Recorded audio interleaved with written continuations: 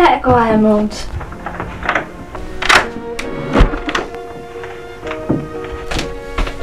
Hvordan har vi det så i dag? Ikke så godt forpagter fru Karen. Jeg tror, det lakker mod anden. Det er jo rent forfærdeligt. Ja, men i det mindste får jeg snart min kære Gerda at se op i Himmerig. Men det værste er dog, at jeg ikke får lille Mia at se. Jeg får ikke forglemt deres barnebarn. Det var ikke min intention at skræmme hende bort til Amerika. Jeg skulle ikke have været så hård. Nej, men ved de hvad, går jeg, Mogens? Det er jeg sikker på, hun for længst både har tilgivet og glemt. Ja, det må vi håbe. Hun er den eneste arving til gården. Lov mig, du tager godt imod hende. Det skal jeg nok, det lover jeg dig. Der er suppe i køkkenet. Jeg bliver nødt til at gå. Kan de nu have det godt? Går jeg, Mogens. Hej hej.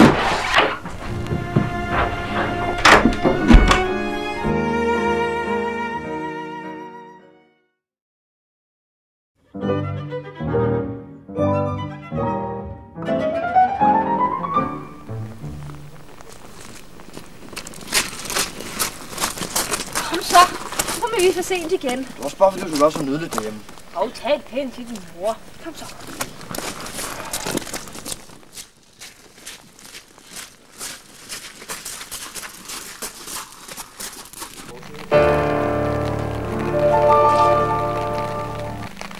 Ærligt talt.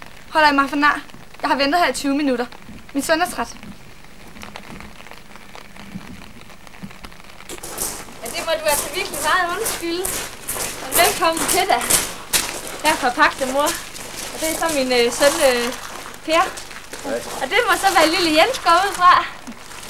Ja, forpagtet far. Han blev nødt til at være hjemme og slagte høns. Ja. Tag lige en taske. Ja. Hej, jeg hedder Marie. Det må lave maden.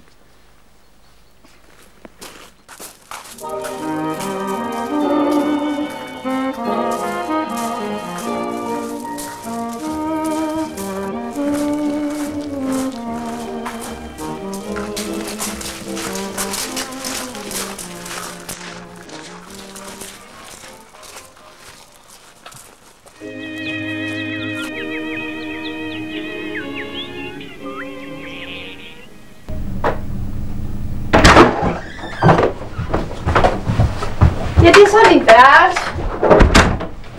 Du kan tro forpagtet mor, hun har haft travlt med, at det skulle være fint. Hun har både været her, og jeg skulle banke dyner, og jeg skulle, jeg skulle pusse vinduer og lave mad, og jeg har banket tæpper hjemme. Jeg har lavet alt. Jeg har lavet alt.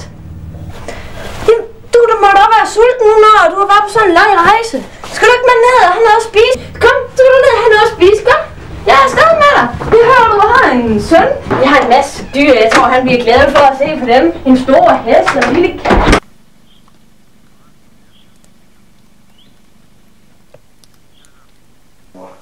Nå ja, papa.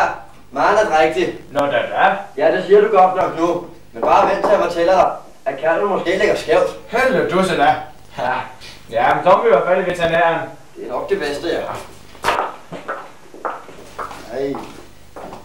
Jeg skal hygge med fint besøg. Nej, stop nu. Nej, det er jo ikke hver dag, vi får besøg sådan helt fremme. Det kan. Nej, jeg har noget, jeg må fortælle jer. Jeg ønsker at overtage gården. Jens skal vokse op i et trygt miljø.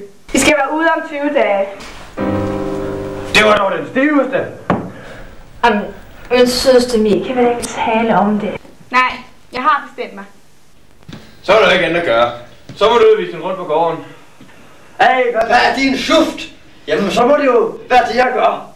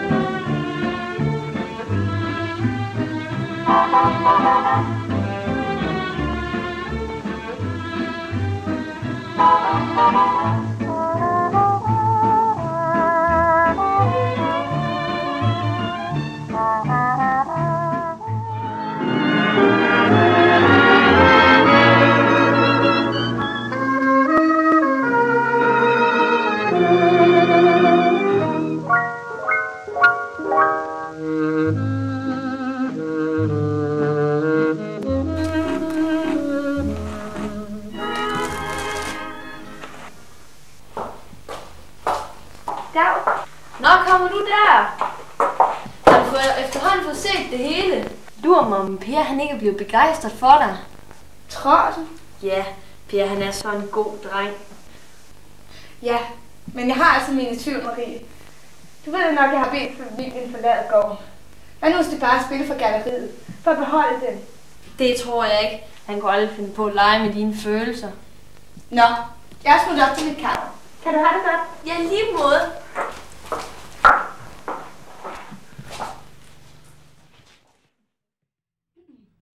Når jeg kigger på dig, ja, så ser jeg, hvordan det hele kunne være. Jeg vil gerne bo her med dig.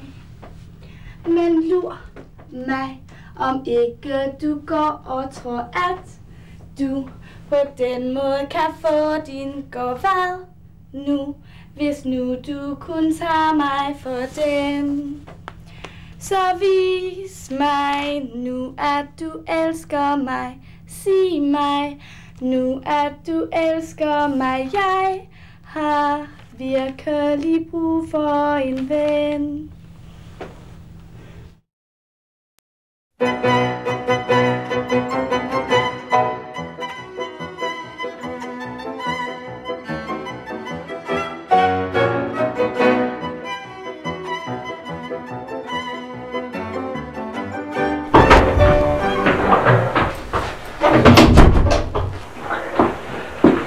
Der er gode nyheder. Ja, fortæl, Sønneke. Jamen, jeg er faldet i kærlighedens forbudte sø. Det er så farligt. Jeg er blevet død forelsket i Emilie. Nej, det er jo fantastisk. Himmelsk fryd, Sønneke. Så kan vi få gården tilbage. Nej, det er ikke min hensigt. Jeg elsker hende. Jamen, sødeste Per. Du har en søn. Hvad med ham? Ja, ham elsker jeg også, så. Hvor gør han mig stolt? Jo. Så skal jeg med dig. Jamen, så langt. Så langt. Den dreng. Hvad skal der blive af ham? Ja, han er god nok. Jamen, jeg har det faktisk, du har lagt den lidt. Ja, mine hofter, de er også virkelig store her. Goddag. Hej. Nå. Per, jeg er så ked af det med gården. Det er alt sammen dem, du jo. Per. Mie. Men hov, hvad med Jens? Ham tager til mig. Jeg tager ham til mig, som var han min egen. Åh.